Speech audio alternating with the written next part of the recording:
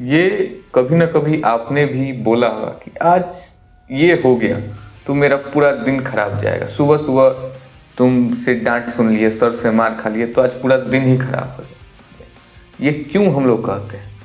और ये आपने महसूस भी किया होगा कि जैसा हम लोग अपना मॉर्निंग में कुछ घटनाएं हो जाती है, उसका इफेक्ट हमारे पूरे दिन पर पड़ता ही पड़ता है। क्योंकि सुबह सुबह वो पहला टाइम होता है जिस समय आपके दिमाग में इंफॉर्मेशन जाता है और उसी इंफॉर्मेशन और उसी इमोशन के बेसिस पे पैटर्न्स को फॉर्म करके वो दिन को शेड्यूल कर लेता है। ये आपने फील किया होगा। तो अगर आपको अपना दिन बेहतर करना है ना, तो अपना मॉर्निंग रूटीन एक बहुत बढ़िया करना होगा। अगर आप भले ही पूरा दिन को यूटिलाइज नहीं कर पाते हैं, तो अगर आप मॉर्निंग रूटीन को बेहतर बना लेंगे तो आपका दिन ऑटोमेटिक बेहतर हो जाएगा। मॉर्निंग में ही आपका बहुत कुछ हो जाएगा। एक अल्टीमेट मॉर्निंग रूटीन मैं आपको देने वाला हूँ। सबसे पहले मॉर्निंग का बात है तो सुबह उठना। तो उठे कै बजे परफेक्ट टाइम? आप जितना बजे उठते हैं उससे आधा घंटा 1 घंटा पहले उठिए। मैं आपको ज़्यादा प्रेशर नहीं बनाऊंगा, धीरे धीरे आप इसे और अर्ली कर लीजिए। सूर्योदय से 2 घंटा पहले, बस आपको जितना कंफर्टेबल लगे उससे आधा 1 घंटा पहले आप उठ जाइए। ये होने के बाद आप नहा लीजिए, नहा धोवा के कोल्ड शावर। ऐसा क्यों कह रहा हूँ? आपने बड़े बड़े एथलीट्स को देखा हुआ, रोनाल्डो को, या बहुत बहुत लोग कहते हैं कोल्ड शावर लेने से इससे एक आप प्रॉब्लम फेस करते हैं। और ठंडा का मौसम है, इस समय जब आप नहाते हैं तो आपका सेल्फ डिसिप्लिन बढ़ता है, मतलब आप मेंटली स्ट्रांग बनते हैं। आपका मन के अनुसार वो चीज़ नहीं करते कि मन बोल रहा है कि मुझे नहाना नहीं है, और उसी समय आप एक इमोशन को किल करके इमोशन पर जीत हासिल कर लेते हैं। एक गुड सिग्नल आपके माइंड में जाता है नहाने से। और दूसरा, एक्सरसाइज। एक्सरसाइज में आप थोड़ा सा वार्म अप कर लीजिए, स्ट्रेचिंग वेस्टिंग। ज़्यादा मैं कम्प्लेक्स नहीं करूँगा, सिंपल है लेकिन इफिशियंट है। आप योगा कर लीजिए, सूर्य नमस्कार। उससे आपका एनर्जी लेवल बहुत ही हाई पर चला जाए। और अनुलोम विलोम होता है, मेडिटेशन। माइंड के लिए भी एक्सरसाइज करना होगा, तो इसमें योगा और अनुलोम विलोम या मेडिटेशन जो कहें आप 20 मिनट आप दीजिए। और एकदम आराम से जब आप योगा कीजिएगा ना, सूर्य नमस्कार और अनुलोम विलोम ब्रीदिंग एक्सरसाइज जिसे कहते हैं, उससे पहला का माइंड, सोल और बॉडी तीनों का कोऑर्डिनेशन बन जाए। आप एक अलाइन हो जाएगा आपका तीनों चीज़, जिससे आप एक अच्छे लेवल के एनर्जी को फील कर पाएंगे और एक हैप्पी सा आपका मूड हो जाएगा। आप इतना भी कर लेते हैं वो काफ़ी है। और तीसरे नंबर पे आता है विजुअलाइजेशन। आप इसे कर भी सकते हैं, नहीं भी कर सकते। स्टार्टिंग में है तो आप कुछ ही चीज़ों पर फोकस कीजिए। आप कम से कम एक्सरसाइज कर लिए तो ठीक, बहुत अच्छा है। लेकिन आप विजुअलाइजेशन करना चाहते हैं, सोने पे सुहागा हो जाएगा।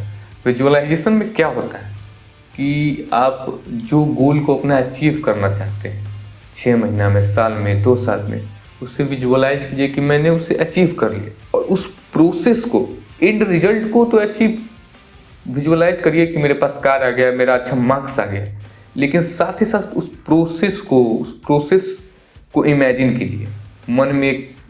मन में उसका फिगर बनाइए और उस फिगर को फील कीजिए। इससे आप ये सोचते हैं मेरे को मोटिवेशन की कमी आती है। क्यों आती है? इसी के कारण कि हम एक थॉट को, एक पॉइंट को अपने दिमाग में होल्ड नहीं कर पाते हैं कि मुझे ये कार चाहिए। कभी कभी आप किसी के पास कार देखते हैं फॉर्च्यूनर वाला, उस समय आपको लगता है कि आज खूब मेहनत करेंगे और उस कार को पा लेंगे। या किसी भगवान का सत्संग में जाते हैं तो उस समय आपका थॉट माइंड में होल्ड करके रखते हैं, और उसी होल्ड करने की वजह से मोटिवेशन आता है। मैं इसे कम्प्लेक्स नहीं करूँगा ज़्यादा, लेकिन एक साइकोलॉजिकल रीजन बता दिया हूँ कि मोटिवेशन के पीछे का। तो विजुअलाइजेशन इतना इफिशिएंट क्यों है? विजुअलाइजेशन हमारा दिमाग का एक फ्लो है।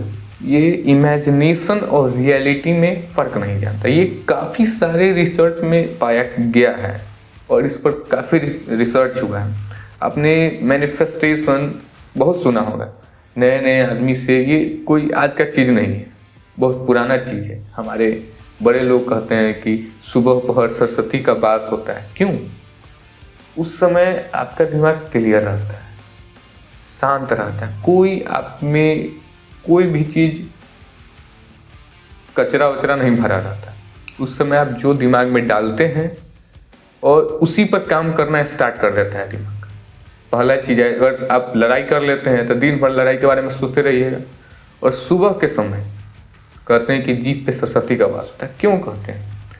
कि उस समय जब आप बोलते हैं तो आपका एनर्जी, मतलब आपका माइंड पूरा एम्प्टी रहता है, आपके थॉट वो अंदर चला जाता है, और जिससे के कारण जैसे जैसे उसी तरह के थॉट बनेंगे, जिस तरह के थॉट बनेंगे उस तरह के आप एक्शन लीजिएगा। ये है रीजन। और ये हो गया। और चौथा नंबर पे आप कीजिए, सबसे आपका मोस्ट इम्पॉर्टेंट टास्क है, उसी समय फिनिश कर लीजिए। नहीं तो रीडिंग का हैबिट।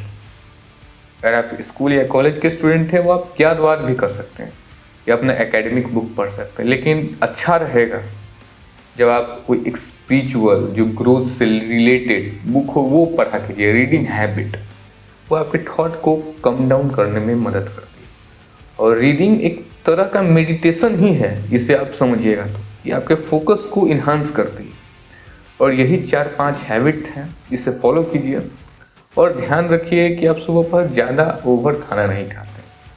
और ज़्यादा हम लोग भारतीय हैं, सुबह पर दबा के खा लेंगे। भूख से थोड़ा सा ही कम खाइए, जिससे आपका एनर्जी डाइजेशन में लगे, लेकिन पूरा एनर्जी नहीं लगे, आप काम कर पाए। इससे आप एनर्जेटिक फील होइएगा। और इन चारों चीज़, सबसे पहले सुबह उठना है, रेगुलर जब उठते हैं उस समय से 1 घंटा पहले उठना है, कोल्ड शावर लेना है, उसके बाद योगा और मेडिटेशन, ब्रीदिंग एक्सरसाइज मतलब करना है। और चौथा, विजुअलाइज हो सके तो करना है। 5वां मोस्ट इम्पॉर्टेंट काम या रीडिंग, ये करना है। 5 आदतें हो गई, इसमें से आप 3 भी कर सकते हैं जितना कंफर्टेबल हो शुरू के दौरान। और कम थोड़ा खाना है। और इस छोटा सा हैबिट है, लेकिन धीरे धीरे ये आपके शरीर को एक अच्छे लेवल पर लेके चली जाएगी, आपके माइंड के फोकस को अच्छे लेवल पर ले जाएगी, मेंटली आपको टफ बना देगी। हालांकि ये सारा चीज़ छोटा छोटा लग रहा है, लेकिन लॉन्ग टर्म में ये काफ़ी गजब का रिजल्ट देगा। मैं इससे ज़्यादा कॉम्प्लेक्स भी नहीं किया हूँ जिससे आपको प्रॉब्लम हो। ये छोटी सी आदत है, कहते हैं ना बूंद बूंद से तालाब भरता है, उसी तरह इसे आप फॉलो कीजिए। आप अपने फोकस में, आप अपने एनर्जी लेवल में, आप मेंटली कोई डिसीजन मेकिंग में, इन सारी एबिलिटी को ये अफेक्ट करेगा और इंक्रीज करेगा। तो आज के लिए बस इतना ही। इस चैनल को सब्सक्राइब करना मत भूलिएगा। तो फिर मिलते हैं नेक्स्ट वीडियो में, तब तक के लिए goodbye, love you all.